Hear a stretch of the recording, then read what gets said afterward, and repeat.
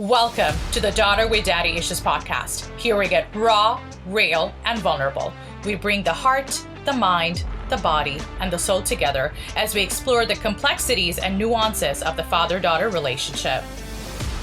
I'm your host, Surzana, and I'm so grateful to be on this journey with you. Follow and subscribe for insightful conversations where we share the spice, the sugar, and the salt, where we share lessons, a lot of laughter, some heartbreaks, and everything in between, where healing and learning becomes a collective experience. This is the Daughter with Daddy Issues podcast for the daughters and their fathers, because your story matters. Our story matters. 5:30 p.m. Eastern Time Zone. I am recording from Toronto, Ontario, Canada on 31st December 2024. Hi, everybody. Oh my gosh. Happy New Year's Eve. Wow. 6.5 hours to go before 2025 is here. I don't think I'm ready for it, but I also am ready for it because 2024, especially the last few months, was tough. That's an understatement. That's an understatement. It was a whirlwind for me. It was hurricane. It was difficult. It was tough. It was confusing. It was emotionally, mentally, physically just horrible on so many fronts for me. It was bad. It was tough. It was very, very tough. Oh my gosh. So given all that, kind of unfolded the last few months, I think I am really ready to say goodbye to 2024. Like, really am. But I figured, I don't know, just something felt very empty. Something felt missing. And I realized that's because I don't think I will do 2024 proper justice if I at least don't acknowledge and appreciate the good that it brought me. And so I figured, I can do a little tribute by recording a very, very small episode as a goodbye to 2024. And especially also because I want to be grateful for 2024 and be thankful for 2024, because it is in 2024 that I started this podcast, that I started this little journey of mine. And, for those who listen to me pretty regularly, I'm sure you know how self-conscious I am about my podcast, but also about how much it means to me. How much I put my heart and my soul into it. It is a labor of love. How much of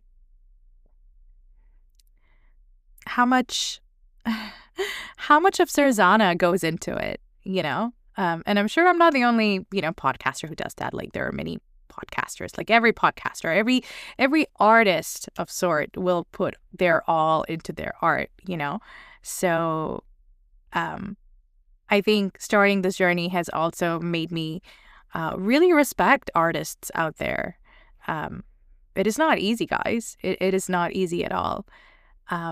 But before that, I just want to say that if you are someone who also has had a very difficult 2024, I pray that 2025 is more than everything that you wish for it to be. I pray 2025 is when you start to pursue your goals. You start to find, well, if I want to speak a little bit of therapy terms, I pray 2025 is for safe relationships. I pray it is the year where you find safety in your nervous system and safety in your body and your mind. It is where you feel comfortable to be yourself. It is where you feel comfortable to speak your mind. May 2025 be a year where you don't doubt yourself anymore. May 2025 be the year where you don't have to walk on eggshells anymore. May 2025 be the year where you are way more capable of seeing your strengths and your beauty than your weaknesses and your flaws. May 2025 be the year of love, if not from someone else, but at least from your own self. May 2025 be the year where we talk more about safety than trauma, where we talk more about healing than wounds, where we talk about compassion, where we talk about soft truths and not just brutal truths. Like how many people out there have gotten their shit together by having somebody speak brutally to them? Maybe some, not me. May 2025 be the year of honesty. May 2025 be the year void of lies and manipulation. May 2025 be the year where our bank balance is not negative or overdraft. May 2025 be the year where we get to make lots of new friends, good friends, really good friends, friends who want to be there for us, friends who won't trigger our abandonment wounds, friends who know how to communicate, friends who know how to repair. May 2025 be the year where we get to hold our head up high. May 2025 be the year where we learn how to forgive our own selves. May 2025 be the year where I get to recover from the extreme hair loss that I have been experiencing the last 2 months due to extreme stress. May 2025 be the year where I actually get to make more episodes than I did this year. But this is technically episode 10. I'm grateful for it. May 2025 be the year where you get to receive more than you ask for. I really, really hope and pray for that. But I just wanted to say to everybody who has been on this journey with me from the very beginning, from before I even put out episode 1, from the moment that I even had the idea that I'm going to start a podcast, or from the moment when I, just recorded my intro and not even my episode 1, and I made a bunch of my peeps listen to it, and the encouragement that I received. Thank you. People who listened to episode 1 and, still encouraged me to carry on, even though I was pretty disappointed with episode 1. I don't know why. I was just not happy with episode 1. And then I came up with episode 2. I think I have daddy issues. And, I had a few people reach out and say, well, I had a few people reach out and show some support and care, and I really appreciated that. I really, really appreciated that. A little disclaimer though, if you do listen to episode 2, or if you haven't already, the things that I shared in episode 2 wasn't necessarily for people to feel pity for me or to feel like, oh, I'm so sorry you went through that. It wasn't necessarily for that. Actually, it wasn't for that at all. I think episode 2, for me, the purpose of sharing my personal story was more like as context that, hey, things like this happen, and I'm not the only one. I'm not the first one or the last one, and there are way more people who have had similar experiences than me, and this is just my viewpoint of how we can show up for them. So that was episode 2. Episode 3 was more on the therapy side of things, abandonment wounds, this and that. Episode 4 was like a spoken word that I tried to do. I was like an experimental sort, but from the heart, always from the heart, always, always, always from the heart. Every episode that I've done, each and every one of them from the heart. Even episode 1, as much as I'm very critical of it, And then there was episode 5 where I talked about the stigma of divorce, the stigma of divorced parents in South Asian communities. As someone who was heavily stigmatized in South Asian communities, as someone who comes from a broken family. If you're brown, if you're South Asian, you'll probably relate with that, especially if you have parents who are divorced or separated.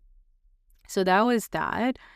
Episode 6 was an interview that I did with one of my closest people Poonam, if you're listening to this right now, I am so very grateful. I am so very grateful that you trusted me enough to join me for episode 6 and to do an interview with me.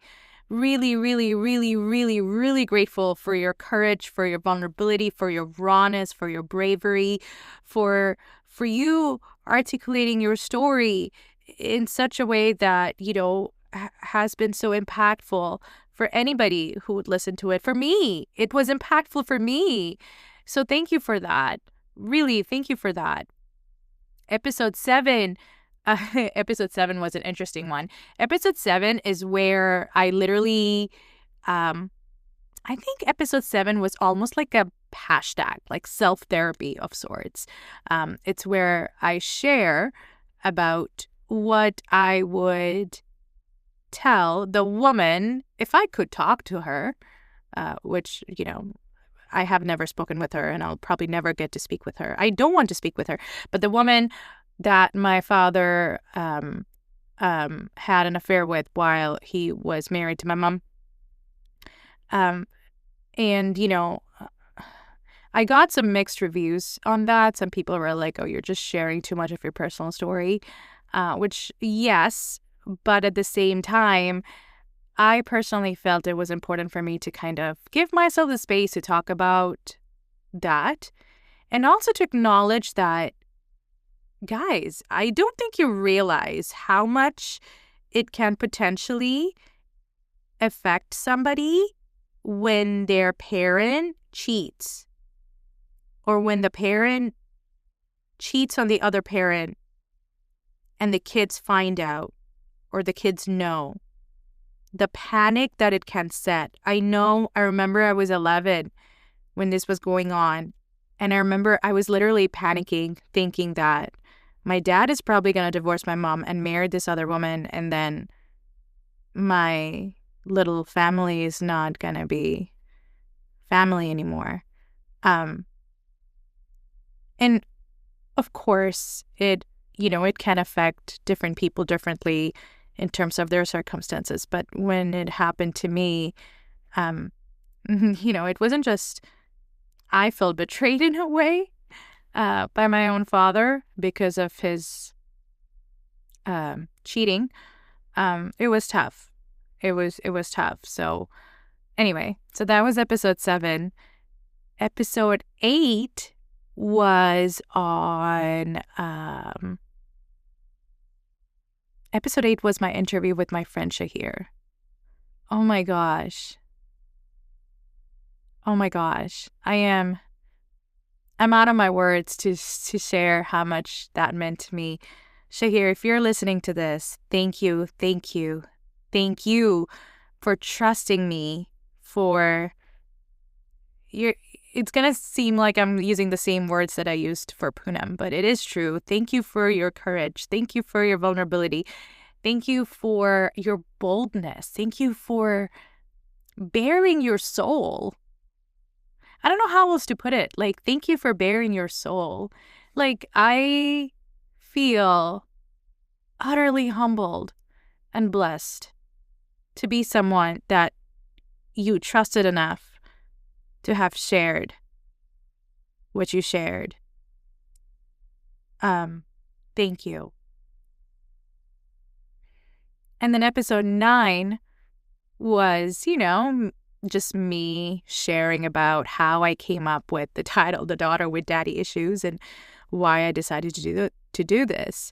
And this is episode 10, my goodbye to 2024. Thank you, 2024, for being the way you were. But this was the year when I started my podcast. This was the year when I finished my professional trauma certificate from Wilfrid Laurier University. This was the year when when a bunch of life circumstances and realizing that I'm heavily trauma bonded made me dive into studying narcissism. I have been studying narcissism or narcissistic tendencies and psychological abuse and emotional abuse in depth for the last 2-3 months to try to kind of make sense of what's been going on with me. And it revealed to me how much my father had displayed narcissistic tendencies. Um, and it's very interesting because it makes me wonder, and I'm sure it happens for some women. If I'm talking about women only for now, um, I wonder if having a narcissistic father can push a daughter towards growing up to be chronically empathetic. And then when she is very much an empath as an adult, then she can potentially get into relationships with other narcissistic people who tend to exploit the empathy of people. So that was that was that was an extremely interesting insight of sorts, or I don't want to say insight, but more like, from my studies, from my reflections, from my understandings. The reason why I never looked into narcissism before, because this word is thrown around like crazy, like buzzword. Like somebody probably sounds a little arrogant and then, oh, look, you're such a narcissist. Like it gets thrown around like crazy. And the very first time when I actually questioned if my father had narcissistic tendencies was actually in 2020. That was the last time I saw him when I was visiting back home. And then certain things that unfolded there, extremely unpleasant, borderline violent, that I started. And after I came back to Canada, I started thinking, oh my gosh, like, I wonder, if he has narcissistic tendencies, because narcissistic people can really get into rage. But anyway, but I never really looked into it as much as I did in the last couple months, because I was just like, oh, it's a buzzword. Like we shouldn't just we shouldn't just use it casually. But just something about that held me back from studying it. And now that I have studied it, I can clearly see the behavior and the traits of my father very much overlapping with somebody who probably is grandiose and overtly narcissistic. And I'm not diagnosing him by any chance. I'm not a psychologist or like a psychiatrist, but the thing is, people with narcissistic personality disorder will rarely get diagnosed anyway. So I'm just talking about, the tendencies and the behavior and the traits that I've noticed that seem to overlap with it. And the more I looked into it, the more I started studying it, the more I started seeing that, oh my gosh, I can see how, those traits in him, those behaviors in him had really shaped me into someone with empathy, sometimes with a rescuer complex. I'm talking about myself. Someone with also codependent tendencies. Someone with an anxious attachment style. And someone, like the way my father would gaslight me.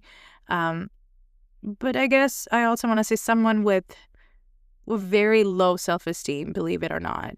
I really had internalized. I really have internalized a lot of the ways my father throughout my life would belittle me, and always trying to seek his approval subconsciously.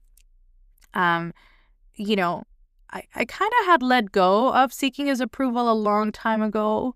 But there was still, I think, a tiny part of me, my little girl, who kind of would like miss daddy and wish for his love, or wish for the love that I had at the beginning when I was a little kid, before I started standing up to him. That's when the narcissist, even if they're your parent, makes you the enemy. The moment you stand up to them, the moment you hold your ground, the moment you actually speak up to them, even politely and respectfully, and say that, hey, that's not right, that's when they tend to make you the enemy. whether that's overtly or whether that's covertly, but then you become their enemy. And so there was still a part of me that kept longing for daddy's love. And, after I started studying this in 2024, in the last few months, suddenly that's gone. It's gone. It's gone. I really was able to just step over that threshold and be like, I don't have any expectations from my father anymore. I really don't. I really don't. I don't. He abandoned me, but acknowledging that somebody abandoned me is very different than feeling abandoned. Like, I used to have this sense of being someone who was abandoned. And there was a lot of grief that came with it. And I honor that grief. I really do. I really, really do. But I don't have that sense anymore that, oh, I am abandoned. The truth is, I've come to realize, my father just didn't have the capacity to be a father. He just didn't have the capacity to be a father. And I'm learning to create this distinctiveness in my head where I'm just like, I don't want to let his actions define my worth. And it's not just about my dad, it's really not about my dad. I mean, it has to do a lot about my dad, yes, but I think the crux of the matter is how all of those things shaped me as a person that eventually led me towards choosing unhealthy relationships or staying longer in unhealthy relationships and even sometimes showing up in very unhealthy ways, right? So anyway, I don't know where I was going with this, but I wanted to point that out. There is a sense of indifference towards my father that I'm really, really, really, really, really grateful for. But anyway, I don't know where I was going with this, but I just wanted to come by and say that, 2024, it has been, I'm very grateful for 2024, for being the year where I started my podcast. When I meet people now, and sometimes, just, across conversations, my podcast comes up, or I share with them that I have a podcast. It's called A Daughter with Daddy Issues. People start asking questions about it. And, this has happened at least with half the people that I have told to about my podcast. At least half the people that I've spoken to about my podcast would then start sharing about their father wounds or about their strained relationship with their fathers, or a estranged relationship with their fathers, or they would, share with me about the divorce of their parents, or how their experience has been to be with an emotionally immature parent, or even an absent parent, or an abusive parent, both, men and women. So I'm very grateful. I'm very grateful that the people that I have shared this with would feel confident and safe enough to open up to me. I have to say, it has been very healing for me to have those conversations. And this even happened like a week ago when I was at a party and I was talking to somebody. She is from Bangladesh as well. And, she, I feel very honored, and she was vulnerable enough to open up about her relationship with her father. And so, I'm very grateful for conversations like that. I'm very grateful. It has been extremely healing for me to have these conversations, to have people open up. And, I have really, really, really big dreams for 2025. I'm hoping my nervous system will be on my side and allow me to do the work that my heart wants to do. So I also kind of wanted to give a little bit of an insight of what I have planned for 2025 for my podcast. So for 2025, I want to come up with something called a toolkit. So I want to do a series of episodes. It will be like Toolkit 1, Toolkit 2, Toolkit 3, and I want to talk about a bunch of stuff. I'll start off by talking about what does daddy issues really mean? Like, in the pop culture and the street language, like, how do we define daddy issues? Or what are some of the stereotypical definitions of daddy issues? What does it mean? Or how do people, what are people trying to, what's that word? What are people trying to imply when they say somebody with daddy issues? Because daddy issues just, okay, like daddy problems, daddy issues, yeah, but like how does it manifest? Because it can manifest in different ways, right? So what is daddy issues? What are some of the impact of having an absent father? What are some of the impacts of having an abusive father? What are the different forms of abuse? What are the different forms of abuse that a father can unload, I guess, on a woman, on a daughter, and how, and like different dynamics. I want to talk about gaslighting. I want to talk about attachment style. I want to talk about, oh my gosh, there's so much I want to talk about. I want to talk about complex PTSD. I really, really, really want to talk about complex PTSD. A lot of the things that I want to talk about on complex PTSD will be based on Pete Walker's book, The Complex PTSD. I want to talk about, oh my gosh, I want to talk about the nervous system. I really want to talk about the nervous system. I want to talk about suicide ideation and how a lot of the time suicide ideation is actually, well, some of the times suicide ideation is a symptom or your nervous system being an extreme freeze response.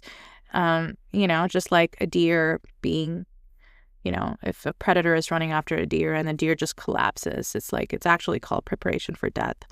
When your nervous system is in the freeze response, and how depression is a manifestation of your nervous system being so overwhelmed that your nervous system goes into a freeze response. I want to talk about fawn. I want to talk about trauma bonding. Many people don't really know what trauma bonding is. I didn't either until, believe it or not, September. This September, I found out what trauma bonding really is. And oh my gosh, it's very ugly. It's very, very bad. It's terrible. It's a terrible thing to go through.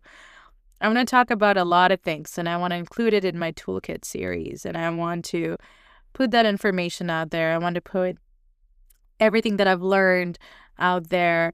I want to make it educational. I want to make it conversational. I'm looking forward to having a bunch of guests as well. I want to talk about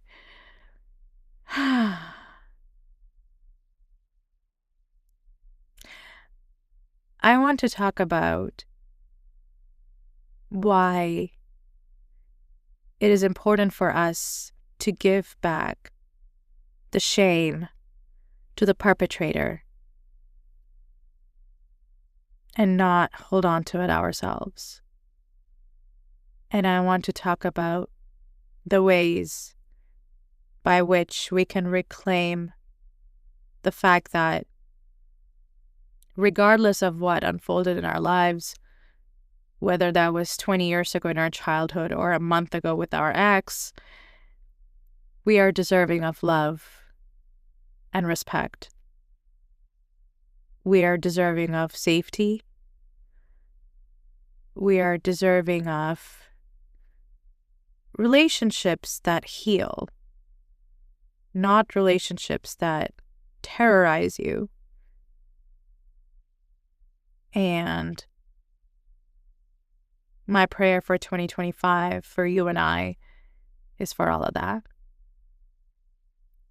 I don't know what else to say in this episode other than thank you, 2024. I guess at the very end, I do want to mention I'm very grateful for my mom. My relationship with my mom had been very tumultuous and not great for the past, I would say, 10 years. And only in the last year and a half or so, my relationship with my mom has improved a lot. We understand each other better. And I can understand why it wasn't great. We both were in extreme survival mode. You know, I had a bunch of resentment towards her too because she was going through so much. She, to me, I would feel like she wouldn't show up the way sometimes I would want her to show up. Or she wouldn't really try to understand me in ways that I wish she did. But now I have a lot of empathy towards her, and she has a lot of empathy towards me as well, because of the way my resentment was manifesting.